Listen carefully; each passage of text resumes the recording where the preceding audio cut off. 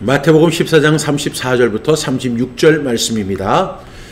그들이 건너가 게네사렛 땅에 이르니 그곳 사람들이 예수이신 줄을 알고 그 근방에 두루 통지하여 모든 병든 자를 예수께 데리고 와서 다만 예수의 옷자락에라도 손을 대게 하시기를 간구하니 손을 대는 자는 다 나음을 얻으니라. 아멘.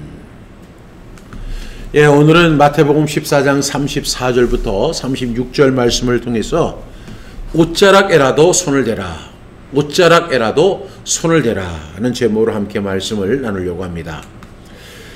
오늘 본문에 나오는 게네사렛은 평범한 지역이었습니다.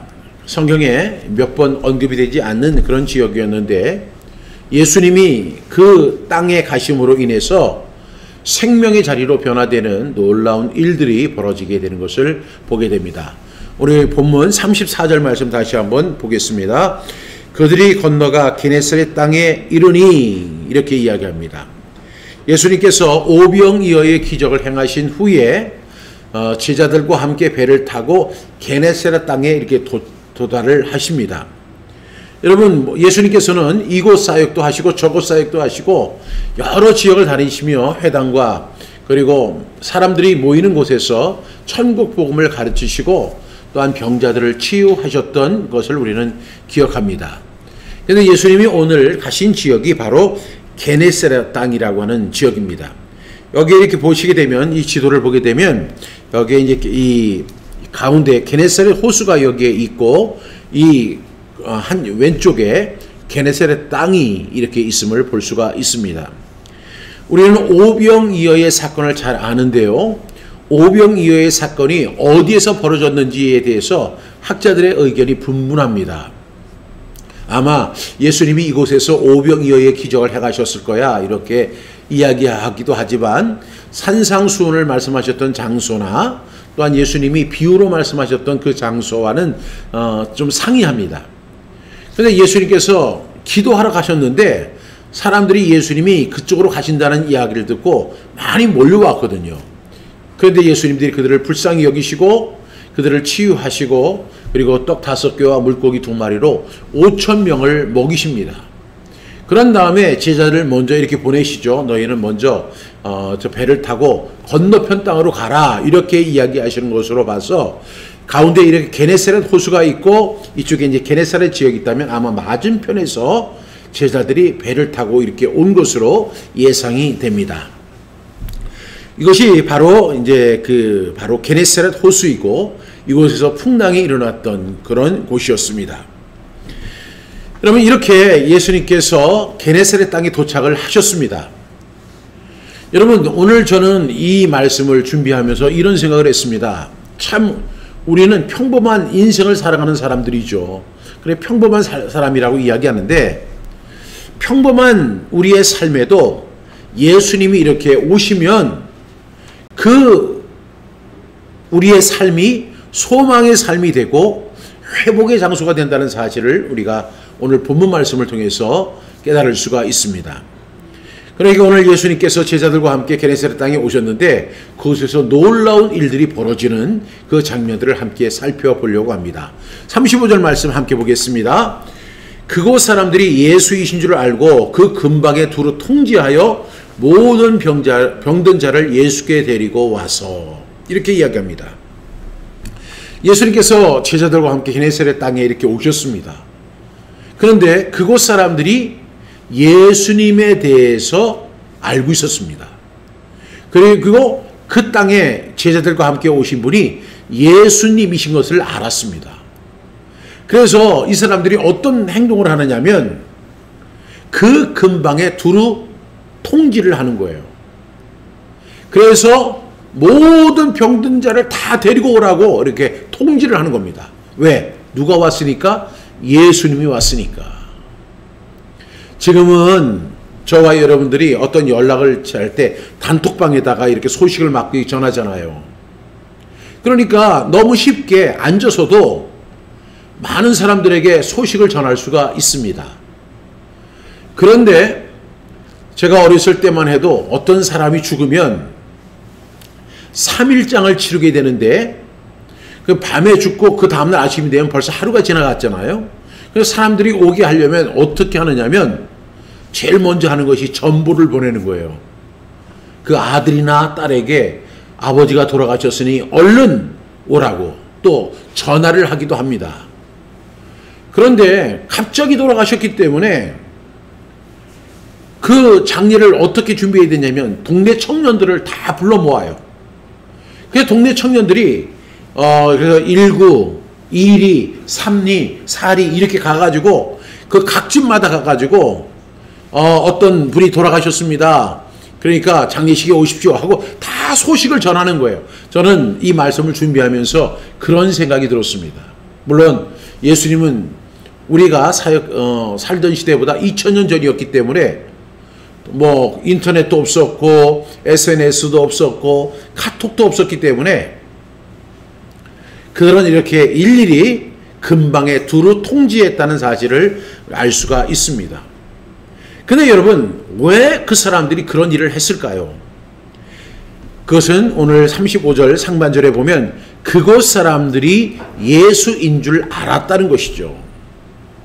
예수인 줄 알았기 때문에 그 사람들이 막 통보를 하는 거예요. 예수란 분이 오셨다고. 그 예수님이 오셨으니까 너희 집에 아픈 사람이 있지? 빨리 데리고 와. 또 옆집에도 지금 앓는 사람이 있지? 빨리 데리고 와. 또 저 집에 귀신 들린 사람이 있지? 빨리 데리고 와. 하면서 두루 통지를 하는 거예요. 그러다 보니까 어떤 결과가 생겼을까요? 모든 병자들을 다 예수께 데리고 오는 그런 일들이 벌어지게 되는 거예요. 우리가 병원에 가면 참 사람이 많다는 사실을 깨닫게 됩니다. 아우, 보면 그냥 그 대기실에 수많은 사람들이 앉아서 기다리는 것을 볼 때 세상에는 참 아픈 사람이 많다 이런 생각이 들어요.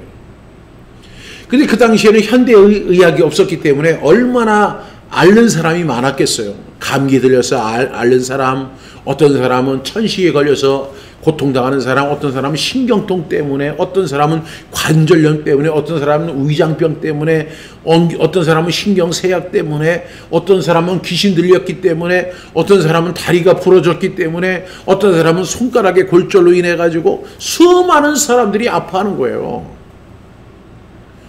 근데 예수님이 게네사렛 땅에 딱 오시니까 그 사람들이 예수님인 줄 알고 아주 적극적으로 홍보를 하는 거예요. 그 예수라는 분이 오셨다. 그분이 오시면 너의 질병 같은 거는 다 해결이 돼. 네가 지금 그 아파서 밤잠도 못 자는데 그 문제가 다 해결이 된다고 하면서 막 설득을 해가지고 그렇게 통지를 하는 거예요. 저는 이것이 정말로 아름다운 모습이라고 생각합니다. 여러분 그렇지 않습니까? 그곳 사람들이 다 예수인 줄 알고 그 근방에 들어 통지해서 많은 병자들을 예수님께 데리고 왔습니다. 그들의 행동을 보게 되면 예수님을 향해는 신뢰 그리고 믿음이 있었다는 거예요. 아니 여러분들이 어떤 게네사렛 동네에 가면 그 사람들이 아이고 여러분이 왔다고 해서 막 환영하고 뭐 사람에게 통지를 하겠습니까? 그런데 예수님은 특별한 분이었어요. 그래서 예수님에 대한 신뢰가 있었고 믿음이 있었다는 것을 볼 수가 있습니다. 더 나아가서 예수님이 우리를 다 치유할 수 있다는 사실을 그들은 확신하고 있었던 것을 볼 수 있습니다.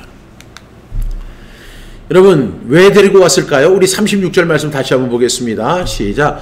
다만 예수의 옷자락에라도 손을 대게 하시기를 간구하니 손을 대는 자는 다 나음을 얻으니라. 여러분 이제 사람들이 두루 통지해서 많은 병자들이 예수님께 왔어요. 그러니까 예수님이 한 사람 한 사람을 다 고쳐주시는 거예요. 근데 환자들, 예수님은 한 분이신데 환자들, 병자들은 너무너무 많아요. 그러니까 이 사람들이 자기 시간을 기다리지 못하는 거예요. 그냥 이 오픈런을 하는 것처럼 사람들이 줄을 서서 한 사람 한 사람씩 지금 예수님께 오는데 너무나 고통 가운데 있었던 사람들, 너무나 아파서 신음했던 사람들, 빨리 치유받고 빨리 일어났으면 좋겠다고 소망하는 사람들은 그 순서도 기다리지를 못하는 거예요. 그들의 소원은 딱 한 가지예요. 다만 예수님의 옷자락이라도 손을 대어서 내가 빨리 낫으면 좋겠다라고 하는 그런 소망을 가지고 예수님에게 손을 대는 거예요. 그런데 놀라운 일이 벌어졌어요. 그들이 뒤에 가서 예수님의 옷자락을 이렇게 잡기만 하는데 어떤 결과가 주어지냐면 다 나음을 얻었다. 이렇게 마태는 기록하고 있습니다.